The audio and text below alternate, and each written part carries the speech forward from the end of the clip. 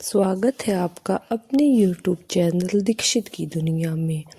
आज हम आपको एक गरुड़ पुराण की पौराणिक कथा सुनाने जा रहे हैं। राधे राधे, जय श्री कृष्णा। शव यात्रा में शव को कंधा देने वालों के साथ क्या होता है? गरुड़ पुराण का रहस्य। क्या आपने कभी सोचा है कि जब आप किसी मृतक को अंतिम विदाई देने के लिए उसकी अर्थी को कंधा देते हैं तो उस क्षण आत्मा उसकी ओर क्या देखती है? क्या यह सिर्फ एक रस्म निभाई जाती है या उसके पीछे छुपा है कोई गहरा आध्यात्मिक रहस्य? क्या आपने कभी किसी की अर्थी को कंधा दिया है? क्या उस क्षण में आपने अनुभव किया है कि कोई अदृश्य दृष्टि आपको देख रही है? मित्रों, हम आपको बता दें कि जब किसी की अर्थी उठती है तो केवल एक शरीर नहीं उठता, बल्कि उठता है एक पूरा जीवन। उसकी यादें, उसके कर्म, उसकी आत्मा का संघर्ष। जिस देह को कंधा देते हैं वह मृतक हो चुकी होती है, पर उसकी आत्मा अब भी हमारे चारों ओर मंडरा रही होती है, देख रही होती है कि उसकी अंतिम यात्रा में कौन शामिल है और कौन नहीं है। हिंदू धर्म में मृत्यु केवल एक अंत नहीं है, यह आत्मा की पृथ्वी से विदाई है, पड़ाव से दूसरे की ओर इस यात्रा की शुरुआत हो जाती है। अर्थी से इस पर क्या जानते हैं कि आखिर अर्थी क्यों उठाई जाती है? गरुड़ पुराण के अनुसार जब मनुष्य देह छोड़ता है तब उसकी आत्मा कुछ समय तक भौतिक संसार से जुड़ी हुई रहती है। वह अपने जीवन के दृश्यों को देखती है, अपने परिवारजनों के भाव को समझती है। जब उसकी देह को कंधा दिया जाता है तो आत्मा अनुभव करती है कि उसे विदा किया जा रहा है। श्रद्धा के साथ यह अर्थी केवल लकड़ी पर बंधी शरीर नहीं है, बल्कि यह उस आत्मा की अंतिम स्मृति, उसकी आध्यात्मिक विदाई का प्रतीक होती है। आपको बता दें कि अर्थी का कंधा केवल एक परंपरा नहीं, एक ऊर्जा संक्रमण है। जो व्यक्ति कंधा देता है वह अपने भीतर से उस आत्मा के प्रति करुणा, सम्मान और सहयोग की भावना प्रकट करता है। यह कर्म केवल शरीर नहीं बल्कि आध्यात्मिक रूप से ऊर्जावान होता है। इसलिए गरुड़ पुराण कहता है कि जो मनुष्य शुद्ध भाव से बिना किसी लोभ या भय के किसी मृतक व्यक्ति को कंधा देता है तो उसके जीवन में 100 यज्ञों के फल के समान पुण्य अर्जित करता है। मनुष्य मृत्यु के बाद आत्मा अपने शरीर को छोड़ती है, लेकिन वह भ्रमित होती है, वो समझ नहीं पाती कि वह अब जीवित नहीं है। उसके मार्ग दिखाता है, वह मार्ग दिखाता है तब जब 4 कंधे उसकी देह को ले जाए जाते हैं अग्नि की ओर। मित्रों, कंधा देने वाले 4 व्यक्ति केवल सहायक नहीं होते, बल्कि वे आत्मा की अगली यात्रा के पहले 4 दीपक होते हैं। हम आपको बता दें कि आखिर क्यों यह कार्य केवल शुभ चिंतन से करना चाहिए। यदि कोई व्यक्ति अशुभ मन, भय या द्वेष से कंधा देता है तो वह न केवल आत्मा की मुक्ति में बाधा बनता है, बल्कि स्वयं पर भी उस ऊर्जा का प्रभाव ले जाता है।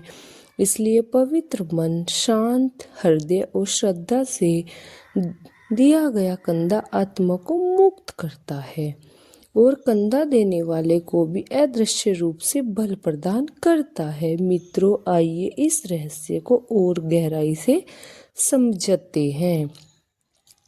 भगवान श्री हरि विष्णु जी कहते हैं कि गरुड़ पुराण की किसी भी कथा को आधा अधूरा नहीं सुनना चाहिए। तो आइए शुरुआत करते हैं। वो मित्रों, कभी कभी मृत्यु केवल अंत नहीं बल्कि वह एक ऐसा रहस्य खोलती है जो जीवन भर छुपा रहा। जब कोई अधर्मी व्यक्ति बिना श्रद्धा के विदा होता है तो उसकी आत्मा कहाँ जाती है, कौन उसका भार उठाता है। मित्रों, बहुत समय पहले की बात है, जब धरती पर पाटलिपुत्र का साम्राज्य अपने चरम पर था। व्यापार, विद्या और वैभव का प्रतीक यह नगर हर कोने से स्वर्णयुक्त और चमक बिखेरता हुआ था। इसी नगर में रहता था एक प्रसिद्ध और अत्यंत धनी श्रेष्ठ धनीराम। धनीराम धन का पुजारी, धर्म के विमुख पर अपने नाम के बिल्कुल विपरीत था। वह केवल व्यापार में रुचि रखता था। धर्म, करुणा, दान, आत्मचिंतन, इन शब्दों का उसके जीवन में कोई स्थान नहीं था। वह झूठ बोलता था, तौल में चोरी करता था, ब्राह्मण का अपमान करता था और यहाँ तक कि अपने माता पिता के श्राद्ध कर्म पर नहीं करता था। उसका हृदय पत्थर था और धन की उसकी ईश्वरीय धनीराम की पत्नी का नाम रूपवती था।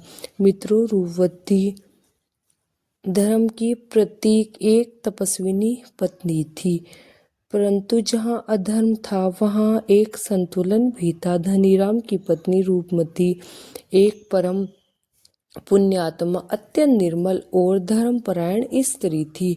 वह प्रतिदिन पूजा, व्रत, गरीबों को अन्नदान और मंदिर सेवा में लगी रहती थी।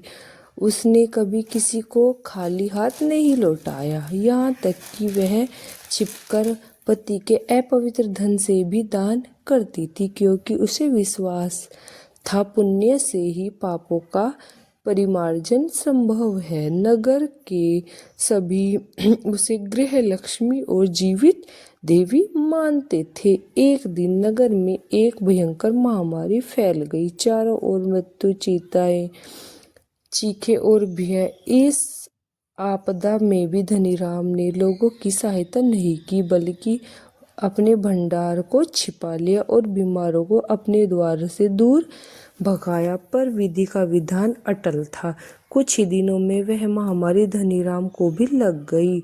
उसका शरीर जलने लगा, सांस फूलने लगी। मरते मरते उसने देखा अंधकार छाया उसकी ओर बढ़ रही है। वह चिल्लाया, पर कोई पास नहीं आया, क्योंकि मृत्यु के समय केवल कर्म ही साथ जाते हैं और उसके पास कुछ नहीं था। उसकी मृत्यु के बाद नगर में कोई उसकी अर्थी को कंधा देने को तैयार नहीं हुआ। लोग कहते थे कि यह वही धनीराम है जिसने किसी का अंतिम संस्कार नहीं कराया, ब्राह्मणों को दान नहीं दिया, गायों को तिरस्कार किया। अब इसकी आत्मा कौन ले जाएगा? इसकी पत्नी रूपवती ने हाथ जोड़कर लोगों से निवेदन किया, लेकिन 3 से अधिक कंधे नहीं मिले। चौथा कंधा देने वाला कोई भी नहीं था। और तभी हुआ वह जिसके सबको स्तंभ कर दिया। अर्थी कुछ कदम चलते ही ठहर गई। चारों ओर एक रहस्यमयी सन्नाटा छा गया और हवा जैसे कांपने लगी। रूपवती ने देखा कि उसके पति की आत्मा अर्थी के पास ही भटक रही थी। उसका चेहरा विकृत था और आंखों में भय। अब यह केवल एक मृत्यु नहीं, यह एक आत्मा की अनुमुक्ति तथा अधर्मी जीवित की सजा है।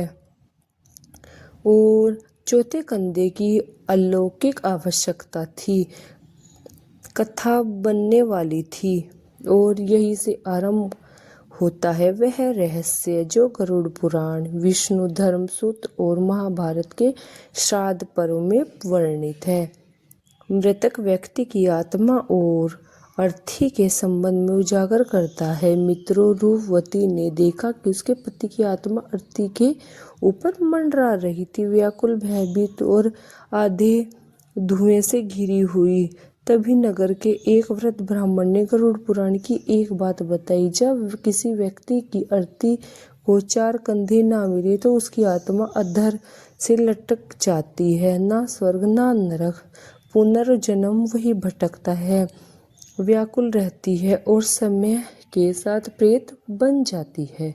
गरुड़ पुराण के अनुसार 4 कंधे जीवन के 4 पुरुषार्थों को प्रतिबिंबित करते हैं, धर्म, अर्थ, काम और मोक्ष। इसमें से कोई भी यदि अधूरा रह जाए तो आत्मा मुक्ति का मार्ग नहीं पकड़ पाती। पर धनीराम ने अधर्म और तिरस्कार किया था। उसने कभी दान और श्राद्ध का सत्कार नहीं किया था। इस कारण उसकी आत्मा को चौथा कंधा नहीं मिल पा रहा था। उसी रात रूपवती ने सपने में धनीराम की आत्मा ने पुकारा और अंधकार में फंसा हुआ हूँ, मुझे जल नहीं मिल रहा है, अग्नि छूती नहीं, मंत्र विफल हो जाते हैं और मेरी आत्मा बार बार उसी शव पर लौट जाती है। मुझे चौथा कंधा दिलाओ, मुझे मुक्त करो। फिर रूपवती ने वृद्ध ब्राह्मण से मार्ग पूछा। उन्होंने कहा, जो चौथा कंधा नहीं देता वह उस आत्मा के पापों को स्वीकार नहीं करता, पर जो दे देता है वह उस आत्मा की पीड़ा एवं एक अंश हर लेता है और यही करुणा ही उस आत्मा को आगे ले जाती है। अब रूपवती ने नगर के कोने कोने में जाकर लोगों से विनती की, पुकार की, कोई है जो एक पापी की आत्मा को मुक्त कर दे। तब एक अनजान व्यक्ति सामने आया। वह एक युवा साधु था जो अज्ञातवास में था।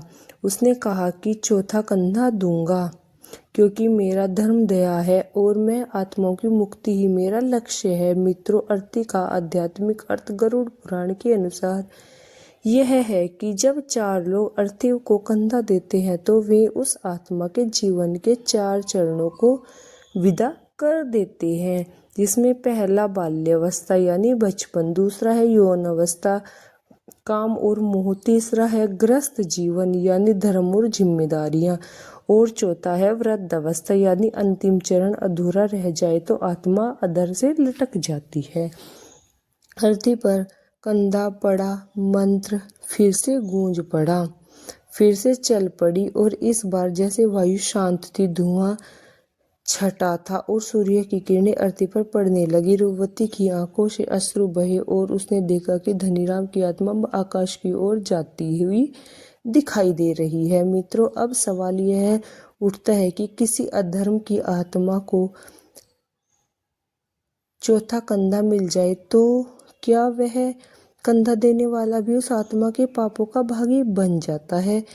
क्या चौथा कंधा देने पर पाप का भार बनता है? साधु ने चौथा कंधा को तो दे दिया, पर नगर के कुछ लोग फुसफुसाने लगे, वह पापी धनीराम था, साधु ने उसका पाप अपने ऊपर क्यों ले लिया? रूपवती ने ब्राह्मण से इस प्रश्न पूछा। वृद्ध ब्राह्मण ने गरुड़ पुराण का एक रहस्यमय श्लोक पढ़ा और उन्होंने कहा, यदि वह श्रद्धा से दे कंधा तो पुण्य भागी, यदि लोभ से दे तो पाप का आधा पात्र होता है, पर यदि कोई श्राद्ध से दया भाव से कंधा दे तो वह आत्मा को मोक्ष का द्वार खोलता है और स्वयं को पुण्य का भागी प्राप्त करता है। पर यदि कोई स्वार्थ, लोभ या प्रतिष्ठा के लिए दे रहा तो वह उस आत्मा को वासनाओं और कर्मों में बांध सकता है। यही कारण है कि साधु पूर्ण निस्वार्थ था, इसलिए उसे कौन बंधन नहीं छू सकता था। मित्रों, इसके साथ ही महाभारत में भी ऐसे ही प्रसंग मिलता है। जब भीष्म पितामह गंगा किनारे शव वाहक बने तब उन्होंने कहा, जो मृत्यु को समझे बिना शव को उठाता है वह केवल भार ढोता है, पर जो श्राद्ध से उठाता है वह आत्मा को देह से मुक्त करता है। फिर तीसरी रात जो उस साधु को एक दिव्य स्वप्न आया। धनीराम की आत्मा अब सफेद वस्त्रों में शांत स्वरूप में उसके सामने प्रकट हुई और बोली, मुझे राह दिखाने के लिए धन्यवाद, मेरी प्यास अब बुझ चुकी है, अग्नि ने मुझे स्वीकार कर लिया है और अब यमदूत नहीं दिव्य गढ़ मुझे स्वर्ग की ओर ले जा रहे हैं।